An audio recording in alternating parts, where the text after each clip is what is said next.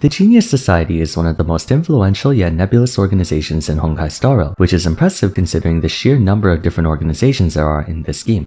84 members strong were expected to meet at least a fair amount of them, but with the rather disappointing performance of Herta prior to Pure Fiction, I was under the impression that, true to their moniker, these antisocial nerds do a good job exercising their brain, not so much their muscles. In version 1.6 though, Ruan Mei was introduced as the second playable Genius Society member, and alongside rescuing her colleague from the depths of D tier, she decided to make herself at home very comfortably in the upper echelon of Star Rail's metagame. Though she's only been out for 2 versions, Ruan Mei has quickly established herself as one of the most powerful characters in the entire game, and in contention for the top spot versus the newly added Sparkle. Even with the rapid progression of the game's power scaling, especially amongst supports, Ruan Mei definitely makes a strong case for taking the top spot. Kicking off my Why Everyone Plays series for Honkai Star Rail, the first episode will be featuring Genius Society number 81, one of the most important characters in the game right now, and likely for a long time. The turn-based format of Honkai Star Rail, in conjunction with action sequences, makes rotations and efficient play more intricate than meets the eye. You don't have to mull this hard in this game on the level of nuzlocking Pokemon Emerald Kaizo, but reaching endgame optimization can get rather tricky because of this. In particular, the support roster's members are known for specific niches and purposes that distinguish one from another. Silverwolf is the all-purpose debuffer, Bronya is the hyper-carry investor, Osta's a speed boost, and Pele's defense break to name a few. Tingyun's really the only support who can be labeled all-purpose, but even she's restricted by being exclusively single target. Up until version 1.6, there was no support in the game who is of the when in doubt use me variety. For some, that's a good thing. The moment you have a support who can be used for any and every team is the moment you run into the risk of encountering a diversity problem or lack thereof. But in the realm of gachas, having generalist characters not only streamlines team building, but it's also easy on the wallet. Free-to-play players don't have the wherewithal to pull for every single character, and so they have to be conservative with their stellar jades. Unless your waifu over meta, the best course of action would be to go for characters who can cover the widest range of situations possible.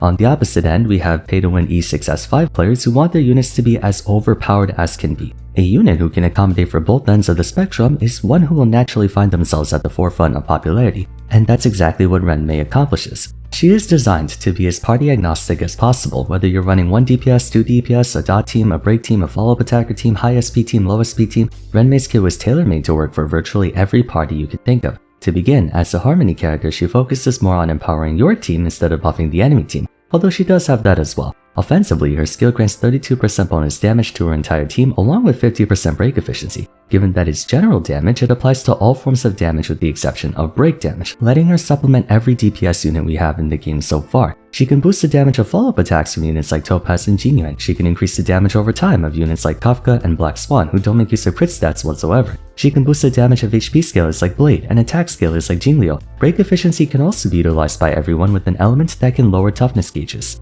Even if they don't, if you're allowed to set up beforehand, Ruan Mei's technique enables any first strike to reduce enemy toughness anyway. Her skill alone lends credence to her versatility. The fact that she has a team-wide total damage buff at all, let alone on a skill, indicates that she can be used for a wide variety of situations, and with how universal weakness breaking is, 50% break efficiency is also very nice to have, since weakness break can disrupt enemy attacks if timed correctly. So, if in the future we have units whose DPS scales off break effect, Ruan Mei can support them as well, even if her total damage doesn't matter. Compounding that is her ultimate, granting 25% all-type res penetration to her entire team. All-type res penetration is the most all-purpose combat metric in the game that encompasses every form of damage, including break damage, making her the only support in Star Rail who covers literally every possible team in the game now and hereafter. In addition to breaking enemy toughness with almost no effort, her ultimate prevents enemies from replenishing their toughness gauge and pushes their action back by a significant amount depending on how much break effect you have, effectively stunning them for an even longer period of time. Plus, it's important to note that enemies only take 90% damage from all sources while their toughness gauge is active, so the fact that Ruan Mei prevents enemies from regaining toughness for an extra turn equates to yet another 10 to 11% damage boost, something all parties can take advantage of, both as a means of augmenting DPS and offering an indirect form of protection with the enemy being unable to attack and all. Lastly, her talent affords a speed boost of 10% to the entire team, with the only caveat for activation being that she's alive. Speed is another universally applicable stat. I and many others have expressed multiple times before why speed is such an important, if not the most important stat in the game for almost every team. With most units having a base speed of 100, that's at least a flat 10 speed added to every character, which might be just enough to reach a breakpoint threshold. Not only does Ruan Mei offer buffs that can apply to everyone, but she distributes it to the entire team. This makes her one of the few supports in the game who can facilitate a double carry team composition, whereas Bronya, Tingyu, and even Sparkle may not perform as efficiently due to having buffs that only apply to one person. She can simultaneously augment 2 or more damage dealers throughout a fight, not just with their AoE buffs, but given that she's one of the most SP efficient units in the game, which I'll talk about later. Moreover, said buffs make her inarguably the best support, if not the only support for dot teams, who typically use double or even triple carry teams, and once again crit stats don't apply to damage over time. I wasn't kidding when I said Ruan Mei works for quite literally every single team comp in the game. Further highlighting this is the way in which her buffs are applied. Though you could say speed is a stat that you can never have too much of, at a certain point it can be counterproductive. The more speed you have, the more actions you can take within a turn cycle, but with the way most buffs work, the duration is based on the acting character, and the more actions they take, the more often you'll have to refresh those buffs, thus straining your SP supply. Putting it simply, there is technically such a thing as having too much speed, that is, unless your name is Ruan Mei. Ruan Mei's buffs are not actually buffs in the traditional sense, rather they're field effects. Her skill grants a buff to herself, not her own team. It's just that the self buff happens to be a buff for everyone. You'll notice when you read the ability description, it says that she gains overtone for 3 turns, with the duration decreasing by 1 at the start of her turn. This means that for the sake of argument, if you had a Seela with like 300 speed, with Bronya and Sparkle spamming turn refreshes on her like there's no tomorrow, even if she was acting 5 times, Ruan Mei's buffs would apply to all of those, whereas Tingyun's Benediction buff will only work for 3 of those 5 turns because the turn counter is applied to the recipient. In Ruan Mei's case, the turn counter is applied to herself. Your party can conduct 50 million actions in between her turns and the buff will last for the entire time. This extends to her ultimate as well. The field effect that lasts for 2 turns decreases by 1 at the start of her turn, and of course the speed effect is persistent on account of her applying it to her entire team just by being present. So in addition to her buffs being universally applicable, she also considers the possibility of speed calling uptime into question, and has it so the buffs count down during her turn, not her carries, who can take any number of actions they want during each of Ruan Mei's turns. The buff timer distinction is what makes her so SP efficient. The faster your carries are, the more SP your supports will have to burn to maintain their uptime. Ruan Mei's SP consumption remains at a static once per 3 turns, no matter how fast your team gets. I know that with Sparkle's ultimate, even SP-thirsty carries like Luna and Danheng have more skill points than they know what to do with, but in Star Rail, it is a rule of thumb that the less SP you use, the better. That central aspect of Ruan Mei is what makes her so popular. There exists not a single team composition in the game where she isn't a good choice, and unlike Weltu is a jack of all trades, master of none, Ruan Mei is a master of all, having a far more generous power budget than most of her peers.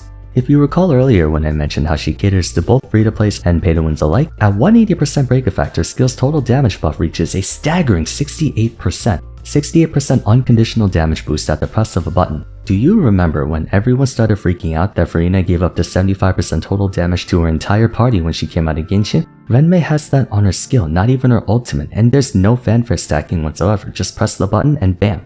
Granted, 180 break effect is kind of a tall order, but it is possible, which goes to show you how strong she can get. Tingyun's ultimate grants up to 50% damage to just a single ally, and for only 2 of their turns. Ruan Mei gives up to 68% for her entire party, and it's a field effect. Your other party members can take a million turns and enjoy that sweet damage boost for each and every one of them. Players of the working capital to acquire her signature light cone will have an easier time reaching 180 break effect, and they also likely have their other carry units decked out in the finest relics and weaponry money can buy. Furthermore, 25% all-type respan is the highest amount we've seen on a character to date. Silver Wolf's reduction is only about half that amount, so Ruan Mei's giving you essentially 33% bonus damage from her ultimate alone as well. Not just that, but Ruan Mei's own damage is nothing to scoff at either. Her ultimate's weakness extension applies additional break damage equal to her own break effect, and her talent deals heavy break damage on top of the break damage of whoever inflicts weakness break on enemies, which is made a lot easier thanks to that 50% bonus efficiency they get. Funnily enough, this makes her the best unit at speedrunning Sim-Uni.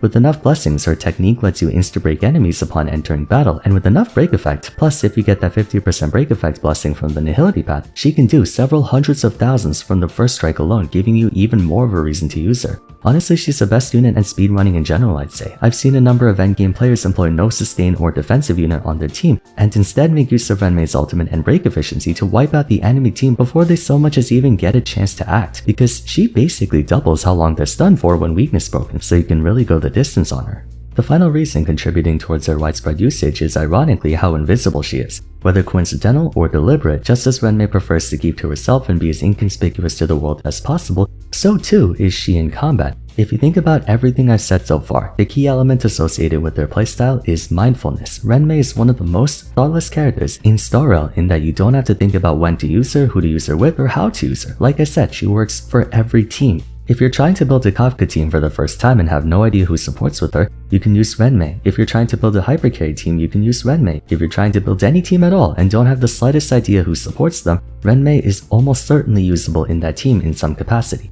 Then once you're in combat, you don't have to worry about when's the right time to buff, when's the right time to use this or that. Just turn on your skill and mentally AFK. With the buff countdown being situated on her, you don't have to keep track of how many turns passed on your carry. Just by existing, she brings value to the team. But one other area in which I think her indiscernible nature applies is her natural synergy with other members of her class. This might fall in the realm of Sweaty Gamer, but Ruan Mei is the most optimal support to pair up with other supports courtesy of her unique mechanics. If you have two characters with crit damage buffs, even though they do stack, it has diminishing returns, compared to one unit giving crit damage and the other giving attack, res penetration, or total damage. It's hard to explain without nerding out, but the long and short of it is, it's in your best interest to have a wide spread of different types of buffs for the most coverage. Ruan Mei is the only Harmony character who gives break efficiency and all-tech res pen, so while she's covering that side of things, Bronya and Sparkle can cover crit damage, and thanks to Ruan Mei's persistent effects, the latter two can speed up the main carry without hindering the former's efficiency. Ruan Mei can also pair up with Tingyun for giga buffing a single unit to high heaven. She doesn't overlap much with debuffers either. You could slot her with Pela and have one focus on elemental resistance while the other shreds defense.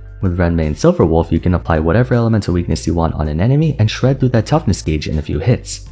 In other words, you can take whatever team you want against the boss or dungeon even if their element doesn't correspond to any of the 3 pre-existing weaknesses they have. All in all, Ruan Mei, on top of being powerful, sexy, and just like me for real when it comes to not wanting to socialize, she works for literally, and I emphasize literally, every possible team composition in the game. She works for MOC and Pure Fiction, she works for Swarm Disaster, she works for hypercarry teams, dot damage teams, double carry, triple carry teams even. She has buffs that benefit all characters, all playstyles. She's super easy to use and super economical too. While Bronya and Sparkle may outperform her when it comes to absolute maximum hypercarry power, Ruan Mei is the undisputed best in the realm of coverage. She's the ultimate do-everything support, making her compatible with all other supports and their niches as highlighted earlier. The only grievance I have with her at the moment is that due to scaling off break effect and with most break effect weapons being attached to nihility light cones, past self and mirror is I believe one of only 2 harmony light cones that provide break effect, and without it, trying to get 180% break is quite the onerous task. You're basically forced to use S5 memories of the past. It's not a bad light cone by any means, you just can't use any of the other 5-star harmony light cones like Bronya's, or you will likely have to allocate your link robe to break effect just to reach a workable threshold. It depends on how good your substats are. This is somewhat alleviated by the fact that being a harmony character she couldn't care less about stuff like effect hit rate and crit stats, but even so, her unconventional scaling places a fair amount of pressure on getting her signature weapon for you to reach her ceiling, though that in no way diminishes her usefulness. It's more of a nitpick than anything. So that wraps up my first Why Everyone Plays for Honkai Star Rail. Hope this was insightful to those who needed it and entertaining to those who wanted it. Let me know in the comments down below who you think I should talk about for the next episode. For now though, if you enjoyed the video, it would be great if you could leave a like and subscribe. Don't forget to follow me on Twitter at Vars, join my Discord server, and why not check out my video on what happened to Welt if you haven't yet. But till next time, thanks so much for watching, and I look forward to seeing you again soon. Take care.